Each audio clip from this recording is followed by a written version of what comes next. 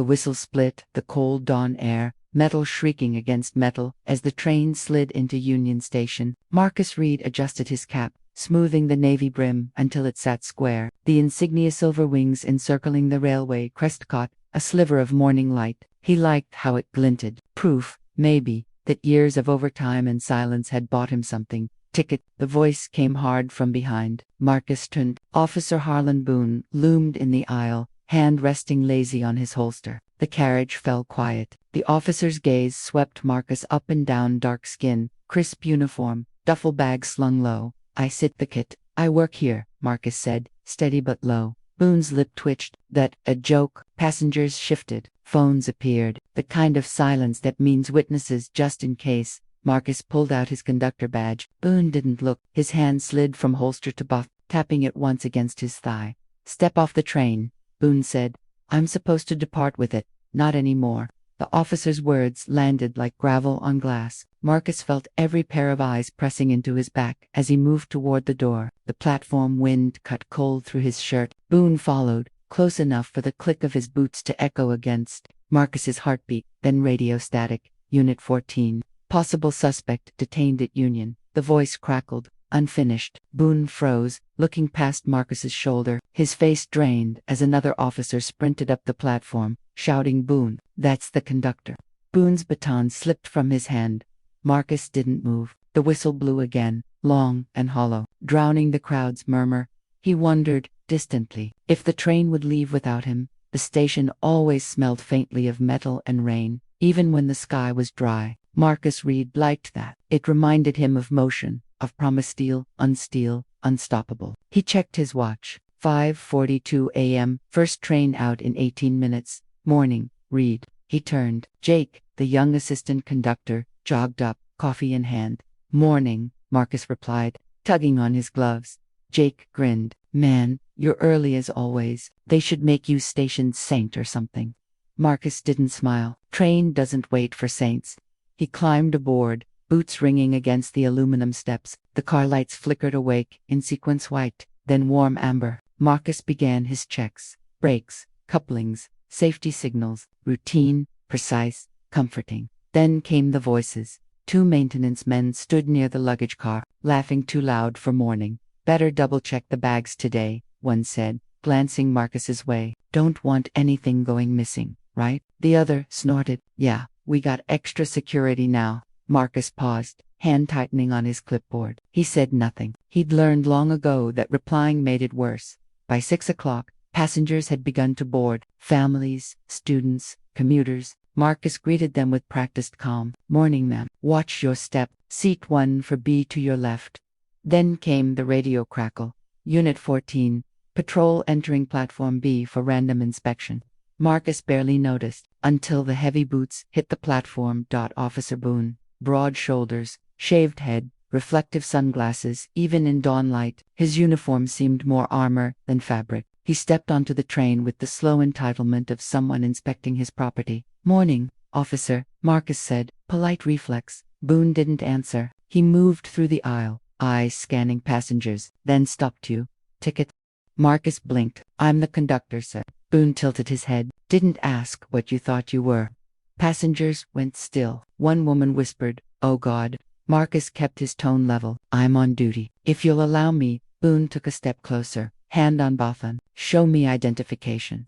Marcus pulled out his ID card and badge. Boone didn't even glance at them. Step off the train. I need to finalize departure procedures, Marcus said. Step off. The baton tapped once against Boone's thigh. Hard, rhythmic, the sound carried. Marcus hesitated. Every instinct screamed to comply, but humiliation burned behind his ribs. He looked past Boone, at the passengers, some filming, some pretending not to see. Finally, he stepped down. Boone followed. Bag on you. Yes, sir. Tools. Open it. Marcus unzipped the bag. Wrenches, manual, flashlight. Boone's hand hovered near his holster. You always carry metal like that. It's part of the job. Boone smirked. Funny, that's what they all say. Marcus froze. Boone didn't answer. The wind shifted, carrying the high metallic scream of another train in motion. It cut through the silence. Then radio static. Unit 14. Confirm ID. Possible suspect detained. A second voice burst through. Negative, negative. That's the conductor. Boone turned, confusion flickering, then shame, then anger. The baton slipped from his fingers. It clattered to the platform. Marcus stood motionless. His throat felt raw, words gone. The passengers pressed to the windows, recording. The whistle blew again, sharp, accusing. And Marcus realized the train was about to leave without him. He didn't move. He didn't have to. The story had already left the station. The fluorescent lights in the station office hummed like insects trapped behind glass. Marcus sat on a hard plastic chair, uniform collar damp against his neck. His duffel bag lay open on the table in front of him, tools and documents scattered like evidence. Officer Boone stood by the doorway, arms crossed, jaw tight. He hadn't said a word since they entered. Another officer, Sergeant Heller, flipped through Marcus's badge and ID, with the detached curiosity of someone examining a foreign object. "So," Heller said finally, "you're saying you're the conductor?" Marcus's voice came out steady. "That's correct." Boone's laugh cut through the air. "You hear how that sounds?" Heller shot him a look, mild warning. "Boone what?" Boone snapped. "Guy's got a work uniform. Anyone could pull off eBay. You expect me not to ask questions?" Marcus's hands clenched under the table. "You detained me without cause." Boone stepped forward, fingers stabbing the air. "You were acting suspiciously, avoiding eye contact, moving fast between cars. I was inspecting brakes." Yeah. Boone leaned closer. "You always check brakes with your head down like you're hiding something." Marcus stared back, unflinching. The silence stretched. Heller shifted uncomfortably, then slid the ID back across the table. "It checks out," he muttered. Boone's jaw worked. "Doesn't mean he wasn't. It checks out," Heller repeated. Boone's nostrils flared, but he stepped back. Marcus gathered his documents slowly, movements precise, deliberate. "I'll need to contact my supervisor," he said. "Already done," Heller replied. "They're on the way."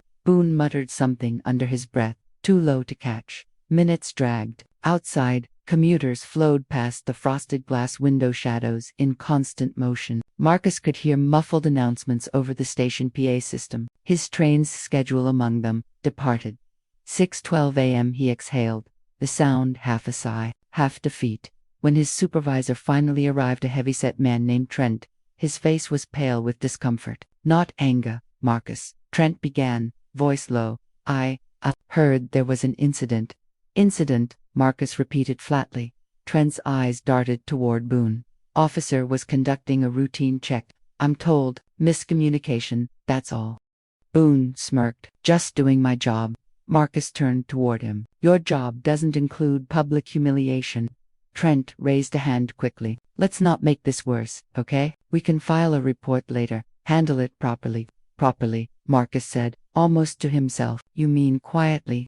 Trent looked away. "You can go home for today. Paid leave, until we figure this out."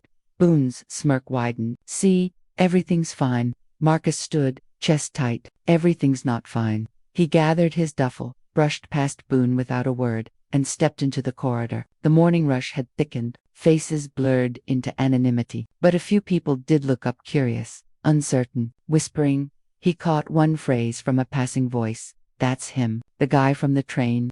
He didn't understand what it meant until later. By noon, Marcus sat in his kitchen, phone buzzing nonstop. Missed calls, messages, news links, viral video. Officer detains black conductor on duty. He pressed play. The footage showed him on the platform, Boone in his face, baton tapping his thigh. The caption under the clip, "He said he worked there." The clip looped endlessly, 30 seconds of humiliation broadcast to the world. His wife, Lena, stood in the doorway, face tight with worry. "It's everywhere," she whispered. "Everywhere." "Marcus," he muted the phone. The silence that followed was heavier than the sound had been.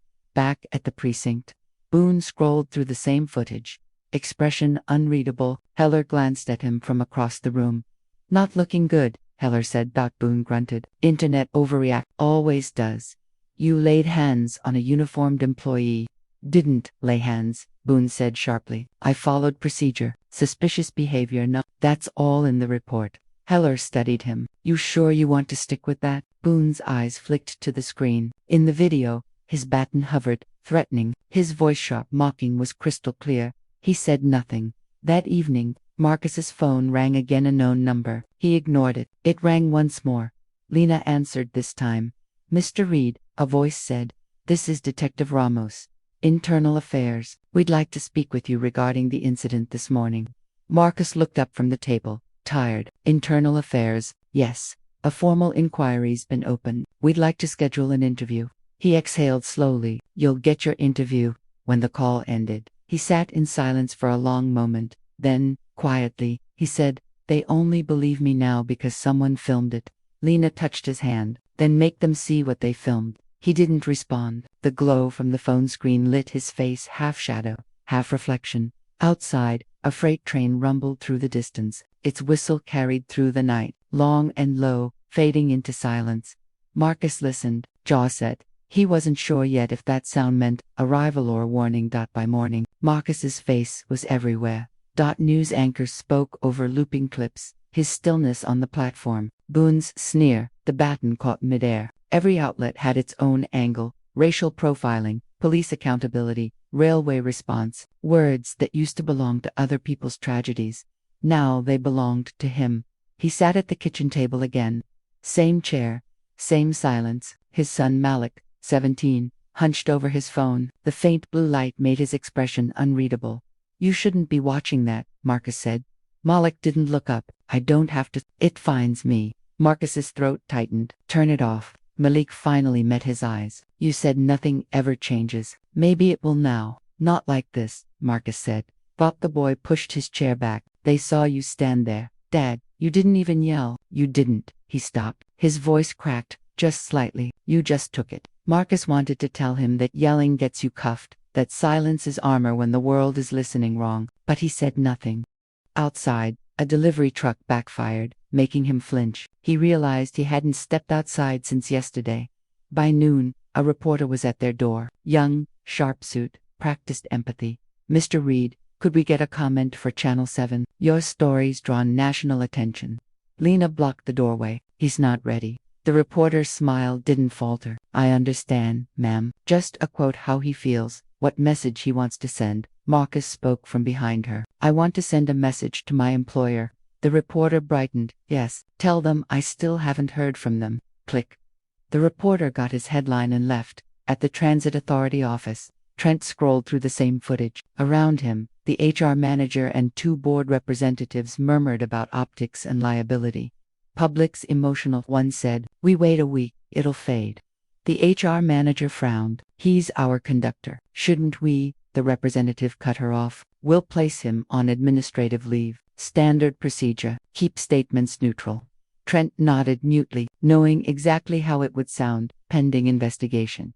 He opened a blank email, stared at it, and closed his laptop instead. Back home, Marcus's phone buzzed again, this time from coworkers. Sorry, man, messed up situation. Stay strong, bro. Corporatel fix it. Can't talk right now. Press near the station. He didn't answer any of them. By late afternoon, the first official statement dropped. The railway's logo hovered above cold text. We are aware of an incident involving a law enforcement officer and one of our employees. The matter is under review. We are cooperating fully with authorities. Marcus read it twice. Not a word of apology. Not a single use of his name. Lena read over his shoulder. They're protecting themselves. They're protecting the story, Marcus said, and it's not mine anymore.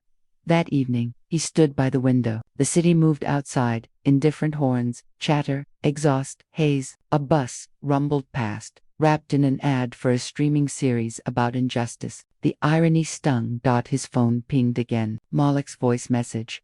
They're talking about you at school. Some say you deserved it. Some say the cop should be fired. Nobody knows what it's like. Dad. Marcus pressed play again. Slower this time. The sound of his son's restraint hurt worse than Boone's voice ever had. He texted back one word. I know. Boone's world, meanwhile, had begun to shrink. He sat at a bar that evening, nursing a drink while the TV above replayed the clip. His colleagues avoided his eyes. One finally muttered, You're trending, man. Boone's laugh came brittle. They'll move on, maybe. Or maybe they did.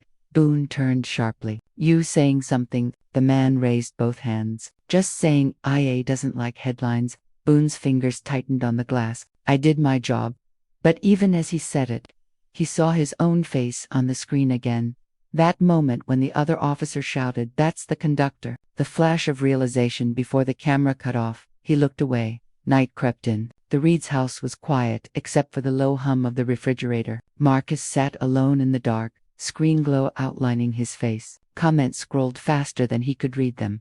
"This is America. Fire the cop." Another day, another video. He stayed calm. That's power.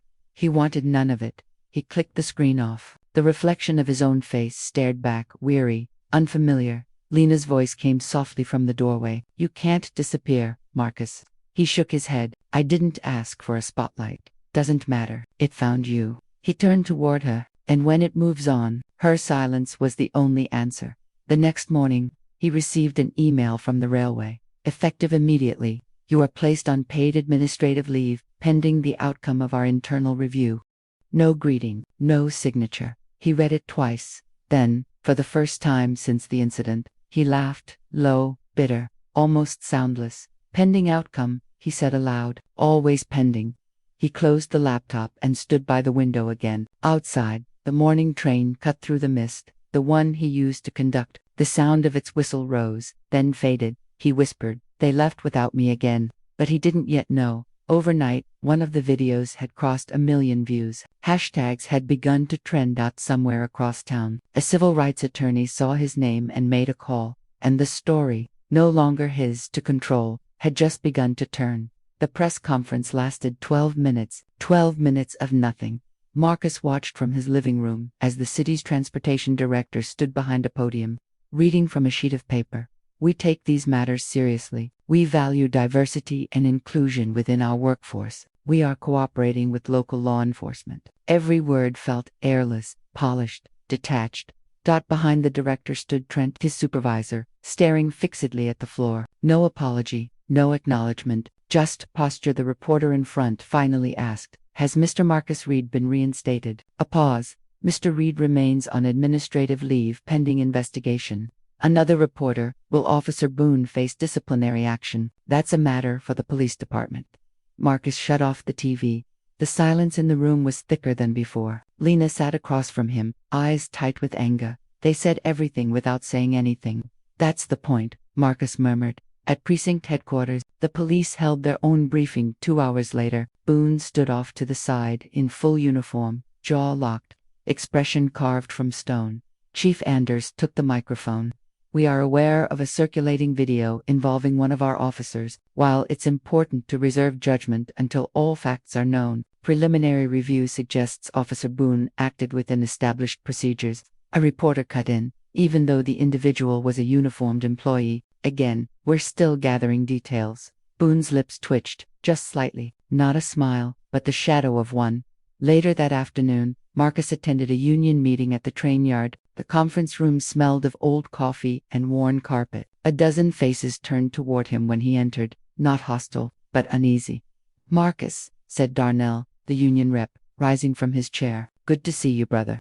Marcus nodded. "I heard we were talking about the incident." Darnell cleared his throat. "We're trying to handle it through proper channels. Legal's involved. Company wants calm.com. Marcus said, "They left me standing on a platform while a man drew his baton. Calm's all I've been." The room went quiet. One woman spoke softly. "They're scared of liability, Marcus. They think any admission puts them at risk." Marcus said, "I was the one risked." Darnell raised his palms. "Look, man, this is bigger than just you. It's systemic. We gotta move smart." Marcus stared at him. Systemic means everyone gets to hide behind the system. That evening, he sat in his parked car outside the station. The trains rolled in and out like breath, steady, indifferent. He watched one conductor step aboard, check the schedule, blow the whistle. That used to be him. That rhythm used to belong to his hands. He opened his glove compartment, pulled out his badge, and held it under the dashboard light. The metal felt heavier now, like something earned but no longer his to wear. He pulled out his phone, opened the voice recorder app, and pressed record. Name, Marcus Reed. Date, June 15th. Time, 8:47 p.m. He paused, swallowing. Statement, "I'm recording this because I don't trust anyone else to tell the story straight. Not the railway, not the police, not the press. When I said I worked there," he laughed. "Everyone heard it, but nobody said anything until the camera caught it." His voice shook once, then steadied. "I want the record to show I did nothing wrong." He stopped recording, saved the file, stared out the windshield at the rails vanishing into darkness. Boone sat in his apartment that same night, beer half empty on the table, TV on mute. His phone buzzed with notifications, reporters, random numbers, texts from coworkers that all said, "Hang in there." He scrolled until he reached a message from his sergeant. "IA interview scheduled tomorrow. Bring full incident report." He leaned back, exhaling through his nose. Then, almost without thinking, he typed a new message to someone in his contacts list. If they ask, say he was non-compliant from the start. He stared at it, deleted it, then retyped it and sent. Marcus didn't know it yet, but Boone's message would surface later. That for now, all he had was a growing sense that truth alone wouldn't save him. Lena joined him on the couch, curling beside him without a word. He said quietly, "They'll bury this if I let them." "Then don't," she said. He looked at her. "If I fight back, it won't stop with him. They'll come for everything." Her voice was firm. "Then make it cost them something." Marcus didn't answer. He looked out the window again, where the city lights blurred against glass, and the faint sound of another departing train carried through the night. He pressed his hand to his chest, feeling the slow beat beneath. Still here, still moving, but something inside him had already shifted. The stillness before a storm that would not fade quietly. By dawn, the street outside Marcus's house was lined with cameras. Reporters leaned on car hoods, clutching microphones like weapons of politeness. He watched them from the kitchen window, jaw tight. Lena slid a mug toward him. "They've been out there since 5. I'm not giving them what they want. They already took it," she said quietly. "Your name, your face, the rest's just noise." He turned away from the window, the blinds slicing his reflection into fragments. At the same hour, Boone was rehearsing his interview lines in front of his bathroom mirror. The uniform looked sharper than usual, Harasses exact badge polished. His reflection stared back with manufactured sincerity. He practiced. "It was a misunderstanding. Then again, I regret how it looked." He could almost hear the anchor's approving tone. "Officer Boone, thank you for your service." By afternoon, Boone was on television. A prime-time interview. He sat across from the host, posture contrite but proud. "I approached a suspicious individual," Boone said. "Didn't know he was an employee. I followed procedure. I've received threats since then, but I still believe in keeping people safe." The host nodded sympathetically. "So you were just doing your duty?" Boone nodded. "Exactly. I never meant any harm." The camera lingered on his face, composed, reasonable before cutting to stock footage of trains. At home, Marcus watched in silence. Malik stood in the doorway, trembling. "He's lying," Malik said. "I know."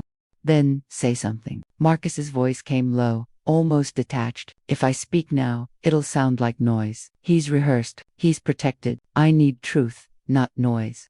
Later, his phone lit up with messages. One from Jake, the assistant conductor. "Management told us not to talk to media. They're afraid of lawsuits. I'm sorry, man." Another, Boone's interview trending. People calling it PR spin. Marcus scrolled without replying. That night, he stepped onto the porch. Reporters had gone, leaving behind quiet and cigarette butts. He sat on the steps, listening to crickets and distant highway hum. A neighbor crossed the street, an older woman, Miss Fields, carrying a folded newspaper. She handed it to him wordlessly. The front page showed Boone's smiling face beside a photo of Marcus mid-blink, mouth half open, looking confused. Caption: "Officer defends actions amid misunderstanding." Marcus stared at it. "They even picked my worst frame." Miss Fields sighed. "They always do, inside." Malik paced the living room, anger spilling over. "You can't just let them twist it." Marcus sat down slowly. "You think shouting makes them listen. It makes them hear."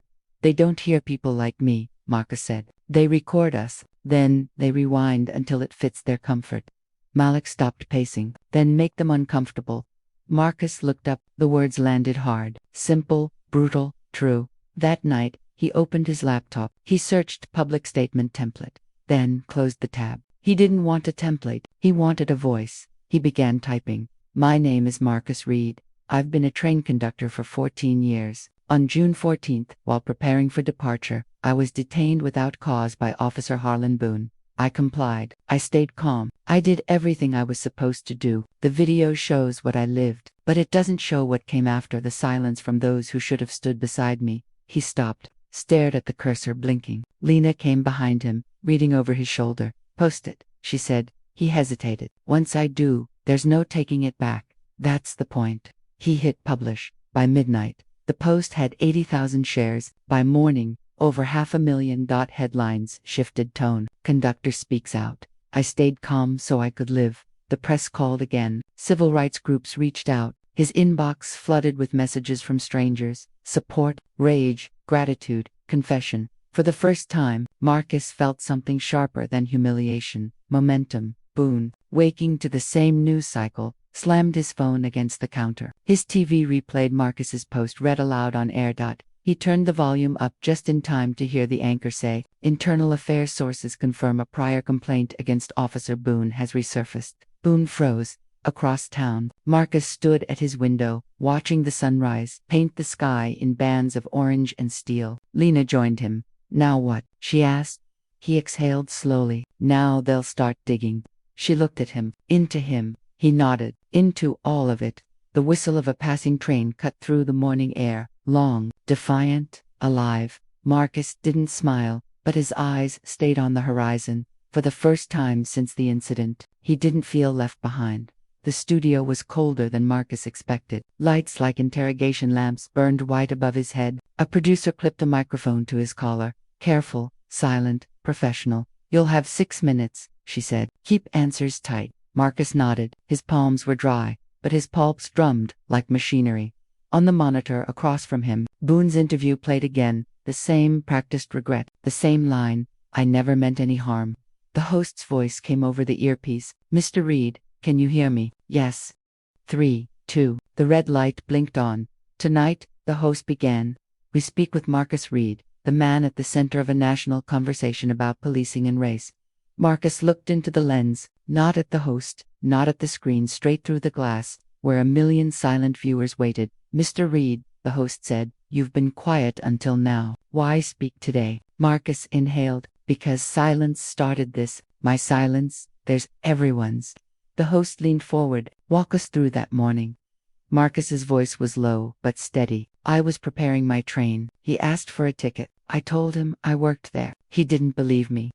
"You stayed calm," the host said. "Some called it remarkable restraint." He shook his head. "It wasn't restraint. It was survival. I stayed calm because men like me don't get the luxury of anger." A pause. Even the crew behind the cameras stilled. The host cleared his throat. "Do you believe this was racism, Mr. Reed?" Marcus met the camera again. "I believe he saw a black man before he saw a conductor. In living rooms across the country, the broadcast held people still. Boone watched from his apartment, drink forgotten in his hand." The host continued. "Officer Boone claims it was a misunderstanding." Marcus's jaw tightened. He understood perfectly. He understood power. That's what he used. The host blinked. "And what do you want now?" Marcus paused. "I want truth, and I want it in writing." The red light went off. The producer exhaled like she'd been holding her breath. That was something." Marcus stood, unclipped his mic, and walked out. By morning, his words were headlines. "I stayed calm because I had to." He saw a black man before he saw a conductor. Clips flooded every feed, stitched with protest footage, think piece commentary, and panels of experts arguing meaning. But one clip mattered more. A new video uploaded anonymously, dashcam footage from a police cruiser, dated 2 years prior. Boone, on tape, berating a teenage boy during a traffic stop. The language was sharp, condescending, unmistakably racial. The caption read, "Pattern. Boone arrived at the precinct to find 2 IA officers waiting. Sergeant wants to see you," one said. He forced a grin. "About the video." "About both videos." They led him down the hall. The station felt colder, quieter. Conversations stopped when he passed. Inside the sergeant's office, Chief Anders sat behind the desk, jaw tight. A tablet screen faced Boone, paused on his dashcam footage. Anders said, "You didn't disclose a prior complaint." Why? Boone's throat worked. "It was dismissed." Anders pressed play. The audio filled the room. Boone's voice echoed, sharp, mocking, recorded forever. Anders didn't look up. "Suspension pending review." "Turn in your badge." Boone opened his mouth, closed it, opened it again. "You can't." Anders's eyes finally met his. "You embarrassed this department. That's all they care about." News of Boone's suspension broke within hours. Marcus was at the grocery store when the alert came. A stranger stopped him between aisles. You're the conductor, she said softly. The one from the video. He hesitated. Yes, she nodded once. Eyes glassy. My brother went through something like that. Nobody believed him. They believe you. Thank you. He didn't know how to respond. He only nodded back. That night, the Reed's house felt different. Quieter, but not heavy. Malik scrolled through news updates, shaking his head. They finally got him. Malik said, "Feels good, doesn't it?" Marcus didn't answer right away. "It feels," he said finally. "That's all I know." Lena reached across the table, squeezing his hand. "You did this, Marcus." "No," he said. "Everyone who watched did. Everyone who didn't look away." He leaned back, eyes on the ceiling. "I just stood there, and somehow that was enough." Boone sat alone in his apartment. No uniform. No badge. The news replayed his own face beside Marcus's words. He turned the volume off, then on again. The sound of Marcus's calm voice filled the room, the same calm that had infuriated him on the platform. He muttered under his breath, "You think you won." But the words rang hollow. In the following days, calls for investigation grew. Protesters gathered outside the railway headquarters, holding signs with Marcus's quote, "He saw a black man before he saw a conductor." Cameras captured him, walking through the crowd, not leading, just present. Reporters shouted questions. "Marcus, what's next for you? Are you suing? Will you return to work?" He stopped once, turned slightly toward them. "I just want to get back to doing my job," he said, safely. Then he walked on. That night, in bed, Lena whispered, "You realize you changed something." Marcus stared at the ceiling. "Something small, maybe." "Small things move trains," she said. He smiled faintly. Outside, another whistle sounded through the dark lawn, low, mournful, alive. He listened to it, fade, pulse sinking with the sound. Not victory, not peace, but movement. And that was enough. The railway boardroom was too polished, too bright. Marcus sat across a line of executives in gray suits. Behind them, a city skyline gleamed through the glass, distant, detached. The HR director folded her hands. "Mr. Reed, we want to commend you for your composure during this difficult situation." Marcus nodded once. "Thank you." She smiled thinly. "That said, the viral attention has complicated our operations. Some passengers feel unsafe. Others are calling for boycotts." "So," Marcus said, "you're saying my being assaulted made your PR harder?" The room went quiet. The director of communications cleared his throat. "You're becoming a symbol, Mr. Reed. And symbols can divide as much as they inspire." Marcus's hands tightened on the table edge. "I didn't ask to be one." "Yes," said another executive, "but you are one now. We'd like to offer a temporary leave, with pay, until things quiet down." He stared at them, disbelief rising slow like heat. "You're benching me." "Not disciplinary," the HR woman said quickly. "Just sensitive timing." He stood. "You're protecting the company, not the people who work for it." The director's tone cooled. "This meeting is concluded, Mr. Reed." Outside, the hallway felt airless. A young black employee named Hagrid and Jerome passed by, whispering, "They're scared of you now." Marcus half smiled. Good. That night, at home, Lena waited with a mug of tea. "How bad they want me invisible again. After everything." He nodded. "After everything." Malik came in from the porch, phone in hand. "You've seen this." He turned the screen. A statement from the City Police Union scrolled across. "Officer Boone's record shows years of exemplary service. This rush to judgment threatens due process." Marcus read it twice. "They always close ranks," Malik muttered. "They're trying to bury it." Marcus looked up. "Then I won't let them." 2 days later, Marcus stood outside City Hall. Reporters, microphones, flashing bulbs, a storm of noise. He adjusted his collar, spoke clearly. "I was asked to stay quiet, to wait for things to calm down. But calm is just another word for silence." Cameras zoomed in. "I'm calling for an independent review of all complaints filed against Officer Boone, and every officer cleared without evidence being made public." The questions came, rapid fire. "Are you filing charges? Are you running for office? Do you think this will change anything?" Marcus said, "Change doesn't start with belief. It starts with exposure." That night, Boone sat watching the press conference. Empty beer cans littered the table. He muttered, "He wants to ruin me." From the television, Marcus's calm voice cut through again. "Exposure." Boone slammed the remote. "You already did." He stood, pacing. His phone buzzed, an unknown number. He answered, a familiar voice, low, Bureaucratic Boone. The department's cutting you loose. Too much noise. What? You said suspension. Now it's resignation. Signed papers by Friday, or it's termination. Click. Silence. Boone sat down hard. For the first time, the room felt small. Weeks passed. Protests faded into policies. Policies into hearings. Marcus was asked to testify. He spoke again, not about himself, but about the pattern. He told the story of colleagues stopped on commutes, of his father's warnings about police lights at night, of the quiet fear that sat in every conversation between black men and authority. One lawmaker leaned in. What do you want this committee to understand, Mr. Reed? That racism doesn't end with exposure. It ends when denial does. Months later, a letter arrived. Reinstatement approved. Full rank. Formal apology enclosed. Lena held it, blinking. You did it. Marcus looked out the window, where the tracks stretched beyond the horizon. No, we just made it harder for them to pretend. He put the letter down. That's something. That weekend, he returned to the platform. Same train, same air, different silence. Passengers nodded at him, cautious, respectful. The uniform felt heavier now, but truer. He checked his watch, gave the signal. As the train began to move, Moloch's text appeared. He resigned. Official today. Marcus stared at the message, then at the rails blurring beneath him. He exhaled, long, quiet, not relief, not triumph, just release.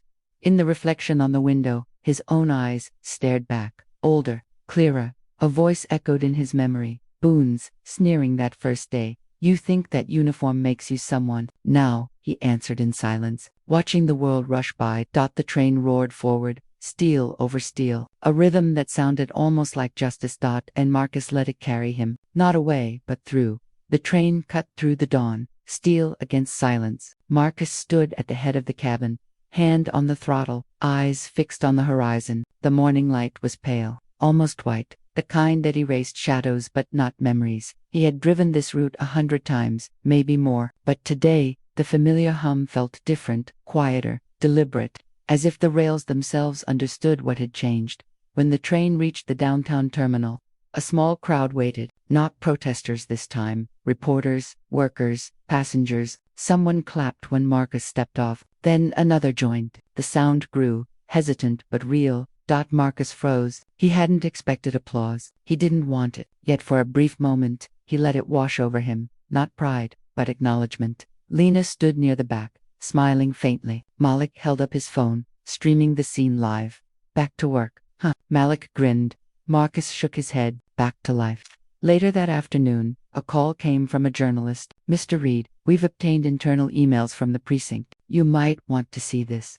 Marcus agreed to meet. The cafe was small, quiet. The journalist slid a folder across the table. Printouts, screenshots, timestamps. Boone's name appeared again and again. Messages between officers mocking the train incident.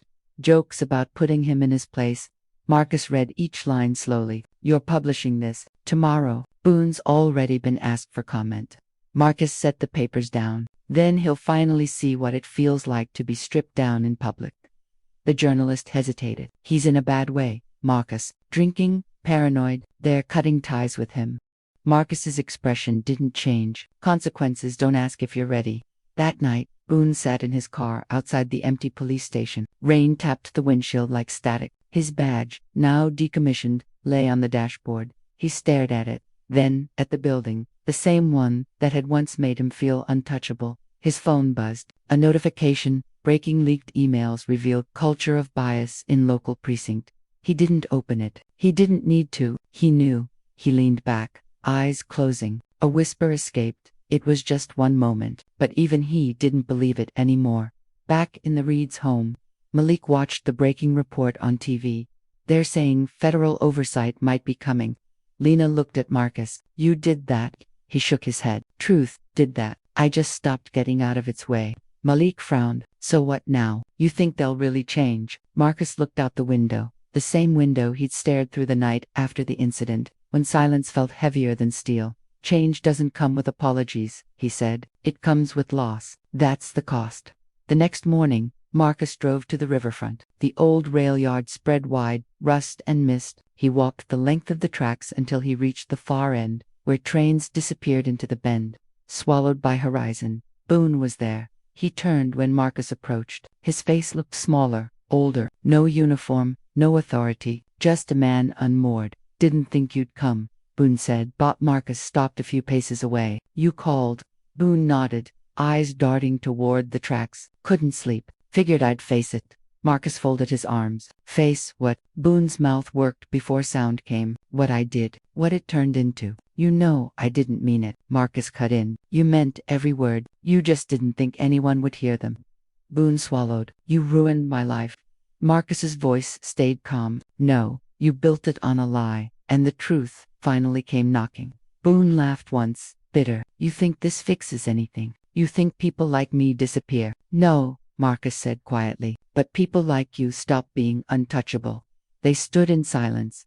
The sound of a distant whistle carrying through the air. Boone finally said, You win. Marcus shook his head. Nobody wins in this. Not me. Not you. The system just stops pretending. He turned, walking back toward the car. Boone stayed by the tracks, unmoving, a man finally stripped of the illusion that power meant worth. Weeks later, Marcus received a letter in the mail. Simple, unsigned. I'm leaving town. You won. He folded it once, slid it into a drawer, and didn't open it again. Months passed. The city quieted. A new training program was announced for officers. Mandatory bias education. Community oversight. Transparent complaint review. Small steps, but steps nonetheless. The paper called it the Reed Reforms. Marcus never commented. He just went back to work. One evening, he stood again at the platform. Sun sinking low. Sky bleeding orange over steel. Passengers boarded quietly. A little boy tugged his mother's sleeve and pointed. Mama, that's the man from TV. Marcus smiled faintly. Just the conductor. Kid. The mother smiled back. That's enough. He turned to the horizon as the whistle sounded. The train pulled forward steady, inevitable, alive. He thought of his father's words once, long ago. You can't change the tracks, son, but you can decide how you ride them.